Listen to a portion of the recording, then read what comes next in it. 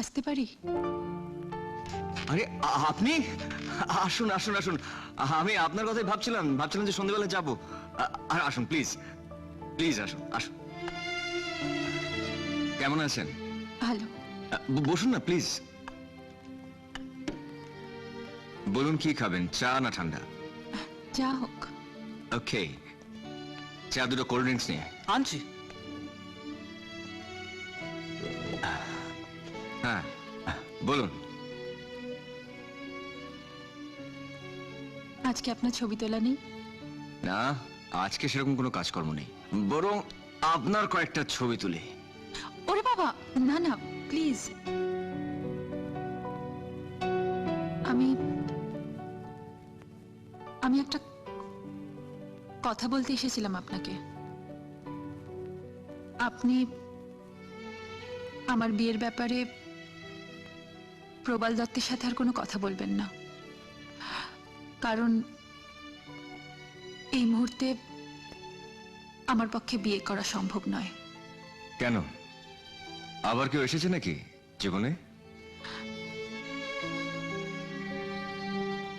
আমি আপনার কাছে খুব হাস্যকর হয়ে গেছি, তাই না? কি ভাবেন বলুন তো আমার সম্বন্ধে? আমি একটা বাজে মেয়ে, একটার পর একটা। ছি ছি, আমি ঠিক এটা বলতে চাইনি। আপনার কষ্টটাকে ভোলাবার জন্য একটু মজা করছিলাম আর কি।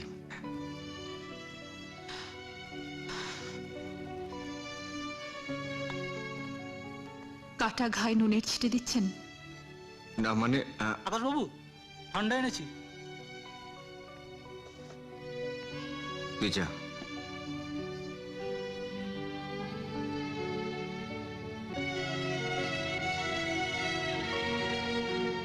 নিন।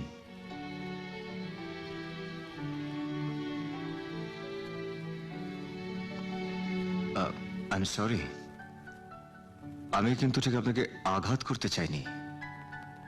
আমি আপনাকে বলতে চাইছিলাম যে নির্মাল্যকে ভোলার জন্য আপনার উচিত অন্য কারোর সঙ্গে বন্ধুত্ব করা। তাহলে দেখবেন যে জীবনটা আবার অনেক সহজ স্বাভাবিক হয়ে উঠবে। জীবনটা জুয়া নয়, বারবার তা দিয়ে দাবা খেলা যায় না। ভুল। জীবনটা জুয়াই। হার জিতের খেলা নিয়ে তৈরি হয় জীবনের হাসি কান্না। ভাঙা গড়ার খেলা খেলতে খেলতে জীবন এগিয়ে যায় তার লক্ষ্যে, অজানা সমুদ্রের দিকে।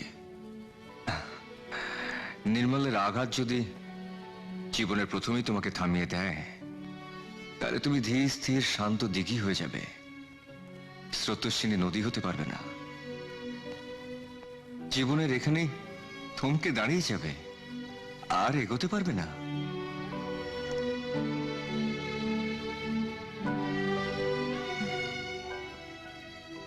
আকাশ, তোমার কথা শুনতে খুব ভালো লাগে, কিন্তু বিশ্বাস করতে সাহস হয় না।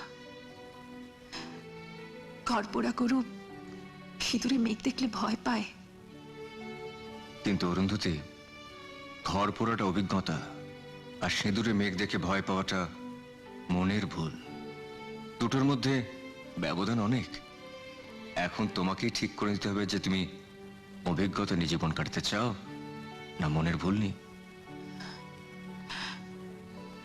আচ্ছা আকাশ, তুমি কখনো কাউকে ভালোবাসোনি? না। কেন? আকাশের বুকে কোনো অরুন্ধতী তারা কখনো উঁকি মারেনি, তাই।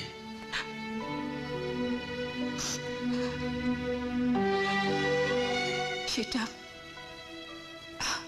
আকাশের দুর্ভাগ্য নয়,